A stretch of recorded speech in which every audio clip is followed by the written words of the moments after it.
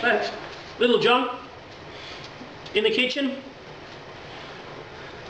Pots on the stove, as you see. I've just added some malt to these pots. So what I'm doing today is two very simple extract brews. Just throw them together here on the stove top.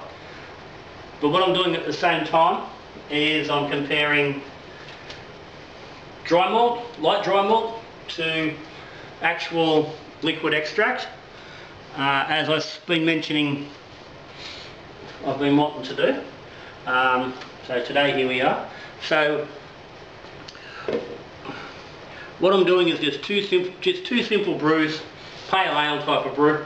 I'm going to match up to 10 litres. So in these pots, I've got about 8 litres of water in both pots here. These are the Big W 19 litre pots. If you haven't got one in your brewery, go and buy 10 of them. No, you don't buy 10, you don't need 10. But I don't think any brewery worth its salt doesn't have at least one of these $20 stock pots. They're bloody fantastic. So I'm going to do some simple hopping, and I'm going to be using some new hops I've not used before. I'm using some Sabro and also some Sequoia. Now, Sabro's been around for a little while now, and plenty of people have had a chance to try beers with it in. I've tried a couple. I haven't really been able to put a finger on exactly what the Sabro is bringing, because it's not been just Sabro on its own. Now, it's got to watch these things about to come to a boil, and knowing what I know of extract, they are likely to try and not climb out of the pot when they hit the hop break. The other hop I've got here is Sequoia. This is fairly new, hasn't been around for very long.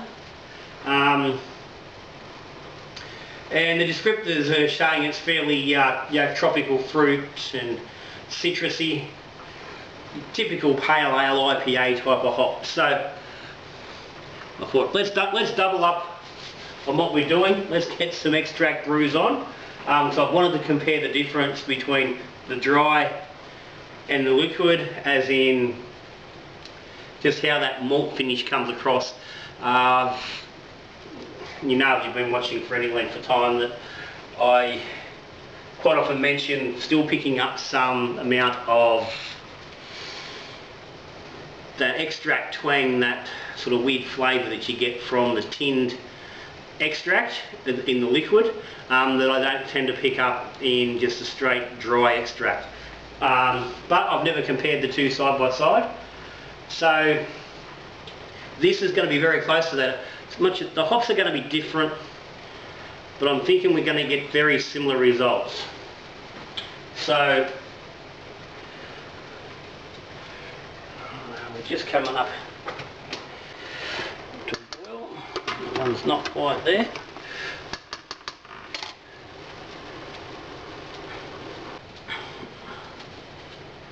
But essentially what I'm doing is I'm going to put in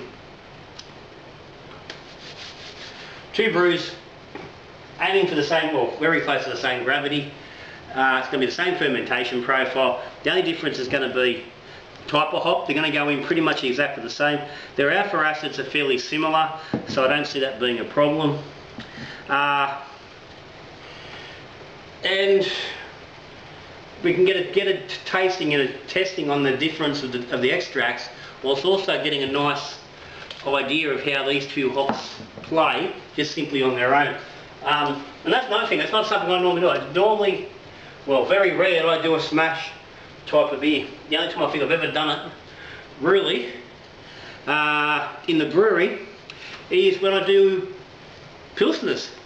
When I just do 100% Pilsner malt and SARS, or a noble hop, depending on when it's been. But I generally like to layer the hops up, give them, use at least 2 hops in the brew. But this I want to play with. So, a couple of quick shout outs before we go any further. Number one is to Kev Bristol from the Hopping Mechanism. Hops that come from Kev. Otherwise, Kev, mate, thank you very much for keeping keeping little John in hops. I know not too often I'm going to buy hops. Kev does a really good job of keeping me supplied, especially with some of these newer varieties that I can play around with. So I can play with them, get you guys that don't get to see, what they're like. Probably haven't done as much of that as I would have liked. I've still got some other hops out there in the garage that I still want to play around with. So we might even see this little sort of thing happening a little bit more often, where we can play with those hops a bit. Big shout out and thumbs up to Little John's Patreons. You guys keep the channel going. Your support is fantastic. There's a link down the bottom to the Patreon site, gives you a little bit of information, shows you what you get for being a Patreon. Hit the subscribe button if you haven't hit it. If you're a subscriber, thumbs up. If you aren't, hit the subscribe button and you'll get notified. You know what's going on all the time. And either way, hit the like button. That helps the channel out as well. That thumbs up is a big thing. Alright, well, these two are coming to a boil and we're not actually getting the big hot break I was expecting. Okay, that's unusual. Right, well, while that's settling in, let's have a quick look at what we've actually got. So, light dry malt. We all know what it looks like. Powdered beer, essentially. Again, that's courtesy of Kev. Well, not courtesy. I do pay Kev for my malt. But that malt comes from Kev. 5 kilo bag, good price. Delivered, best price I've found for dry malt with delivery. So if you do need some malt delivered, that's the way to do it. 5 kilos at a go, keeps you going for a little while. 1.2 kilos in this batch. As I said, going for 10 litres in the fermenter. The other batch is the Breeze. This one is the Pilsen Light. So this is one of their light, or it should be the lightest version. It's Pilsen malt, a little bit of carapils. So, but what has surprised me, and I don't know if it's actually going to show up on the other camera here, is that the Pilsen malt, the water is actually seems to be a bit darker. It's a different shade, but it does seem to be a bit darker. But anyway, that's neither here nor there at the end of the day. 1.5 kilos of the Pilsen Light liquid extract. Also, as I said, also 10 litres. So, I need to get some hops weighed up. And what we will be doing is I'm going to drop in 10 grams of each hop for 15 minutes of the boil. I'll drop another 10 grams in with 5 minutes to go. After that 5 minutes, I'm going to shut off the heat. I'm going to drop a little bit of cold water in to bring the temperature down a little bit. And I'm going to throw another 10 grams in and basically let that sit for 10-15 minutes as a hop stand. Then I will dump these into the fermenter and top them up with cold water. I've got a couple of bottles of water in the freezer in the garage, so I'm hoping between boil off and the frozen water, or the colder freezer water, I should be able to get these down to pitching temp without having to worry around with bloody water baths or anything like that. We will see where we go. Yeah. I'm going to swap these pots around. The reason being, my front burner here does give me a bit more heat and a bit better boil off than the back. And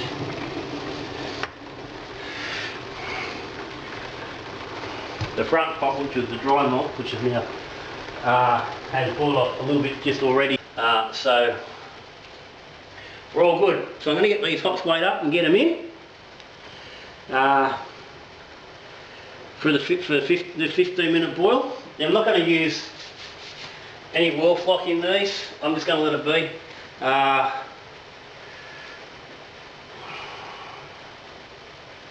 Basically just going to rely on the fermenter to catch everything and the cold crash to drop everything out at the end of the day. I'm not going to worry too much about the front here, about knocking this stuff all down. You could, part of that being, I'm going to Wollongong in about 2 hours. So I've got to get this knocked over in the fermenter and yeast pitched on it before I go. If I had a normal day and I was just hanging around at home and I wasn't in a rush to go anywhere, I would probably let these, I probably would cool these and let them sit before I transfer to the fermenter and let the hops and the proteins drop a little bit. I'd probably, could possibly even worry about throwing in a whirl flock, but not really a necessary thing with your extract. So it's not something you need to do. And given it's a small batch, it's going to be stuck whirl flock anyway. But anyway, here we go. So I'm going to use the Sequoia in the dryer. 10 grams. Just straight in. So I'm thinking from the reading that the Sequoia is going to be a little bit lighter, so a tad lower on the alpha acids as well. So the Sabro is going to actually give me a little bit more IBU in the finished beer, given we use it the same way. So I probably could have taken this down to 9 grams each edition, but we'll leave it at the 10. So I think this liquid malt is going to actually have a little bit more malt presence behind it anyway. And 10 grams is a nice easy number. Unless you make it 12. And there we go, we're in. Righto. We've only got a gentle boil, but that's enough. We don't need a massive boil. I'm not converting grain proteins and stuff. The conversion's pretty much already been done in the malting process. So as long as I've got a boil to get the hop utilisation, all should be good. So that's going to go for 10 minutes now. We'll put another 10 in with 5 minutes to go on the boil, and then 5 at flame out. So I'll come back at flame out and just have a look at the process of getting that temperature knocked down for the whirlpool. Okay, boil is done. Heat off.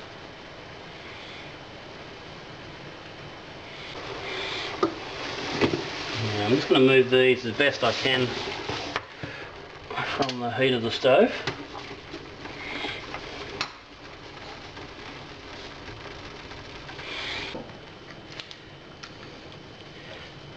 So get me your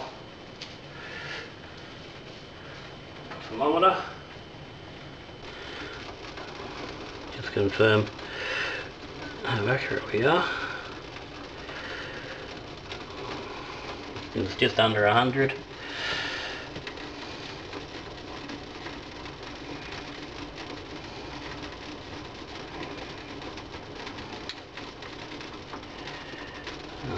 We're a little off, that's all good. Not too much of a problem. Gives us a rough, it's only a rough idea. So, I said 10 grams before for the flame out / whirlpool. I'm actually going to go 20.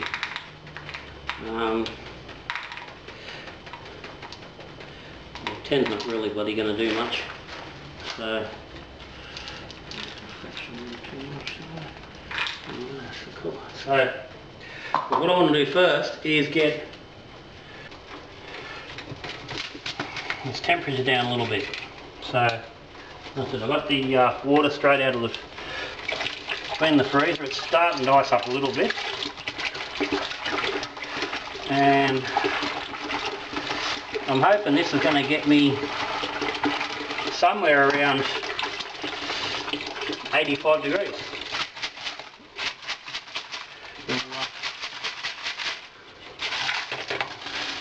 We'll see.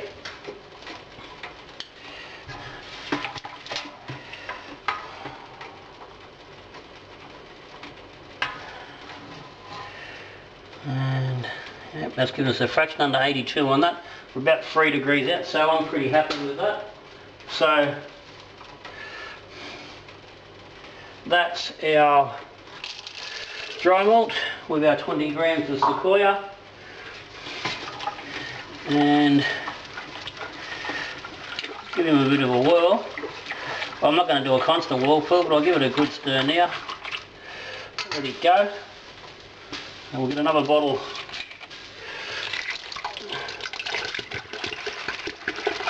into the liquid extract. And that's going to get us down very close to the same point. I think it's actually going to be a little bit warmer because there's a bit more volume in there, but let's just see where it is. I don't think it's going to make too much difference.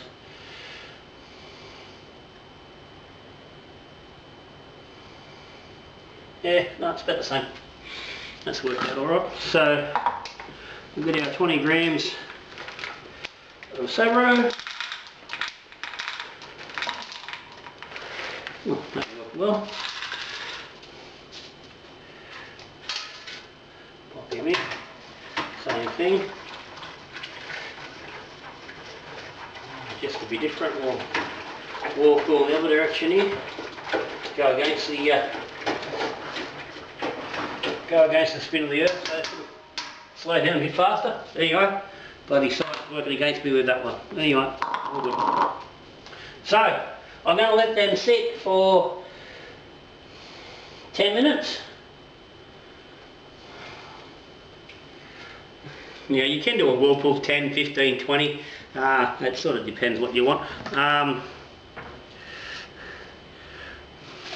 thinking because it's just a straight up single malt, there's not a lot of malt presence sitting behind it, so there's not going to be a lot for the hop to overcome. So I don't think I'm going to need a massive extraction from the hops and big hop presence to be noticeable in these beers.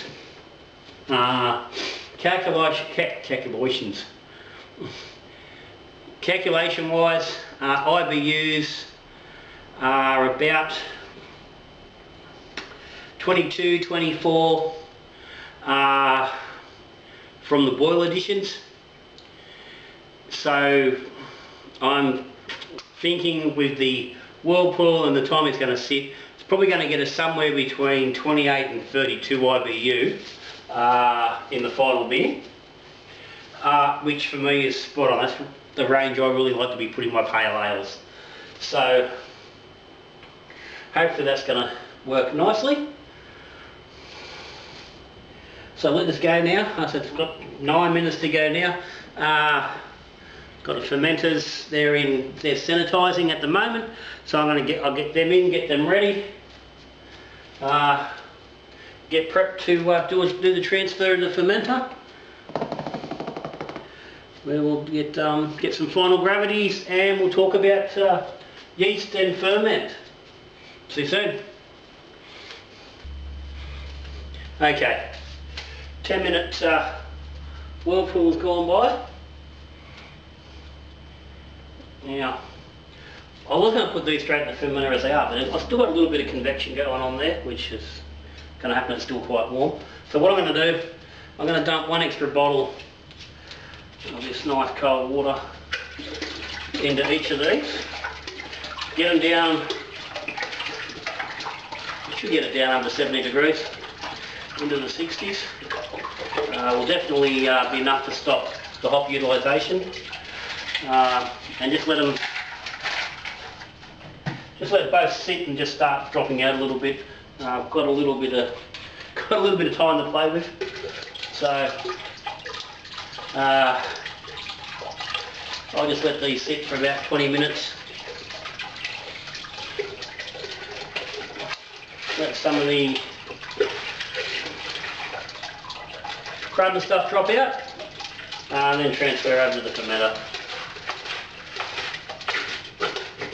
So, again, I'll be back when that's happening.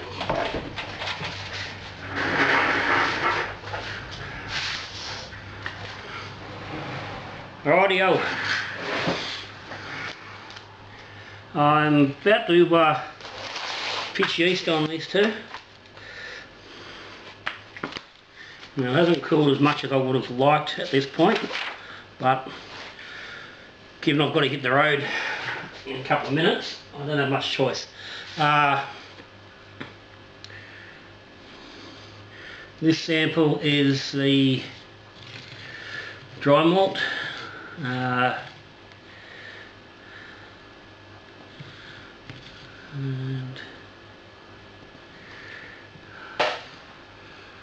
that's telling me 1038, it's actually about 33 degrees.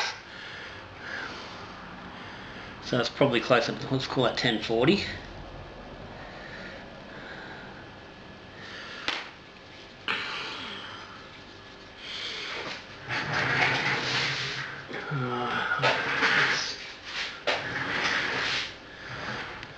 I was aiming for more like 1045, so that's a bit under what I was going for. But, and again, normally if I wasn't under bloody a push for time, I'd add a little bit extra malt into that to get me 1045. But 1040 is fine. That's just going to give us a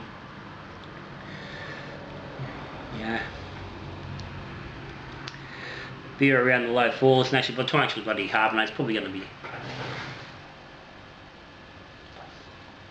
mid fours anyway. Okay, it's quite twangy on the nose, on the old tongue, but it's looks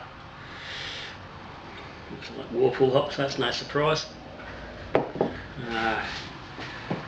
let's go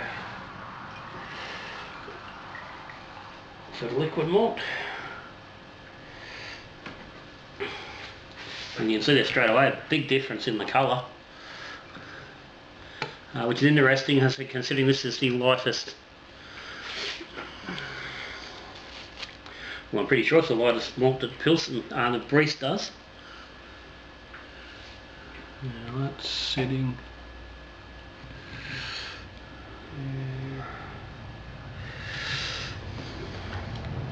We'll call that 1038.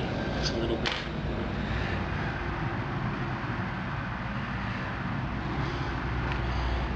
It's a tad cooler, so it's probably not as far out. Anyway, that's all good.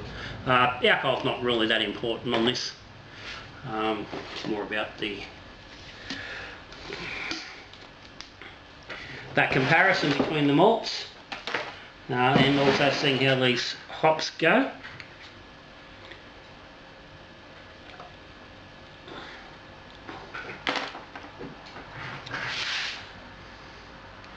Okay, that hop, it's not standing out quite as much, but there's definitely a more noticeable malt presence as well, which was certainly to be expected. So, yeast. Got 10 grams of USA 5 going dry onto both of these. Now, these are a little warmer than I would like, but they're not ridiculously warm. So, again, under normal circumstances, there'd be no way I'd be pitching yeast on this at the moment, but as I said, I'm pitching yeast on this and I'm walking out the door. So, I got no choice, but they're going straight in the fridge, down to crashing to 17, set to 17 degrees. They should get there within a couple of hours. The yeast is going, how far it's going to take.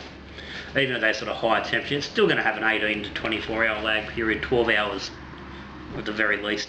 So it's going to get down to a comfortable temperature range before the yeast starts kicking in too much. So I don't think that's going to be a real issue. So that's it. dry extract versus liquid extract. We'll see how the hops compare, the Sabro versus the Sequoia. Simple brews, real easy to do. Extracts on the stovetop. Yeah,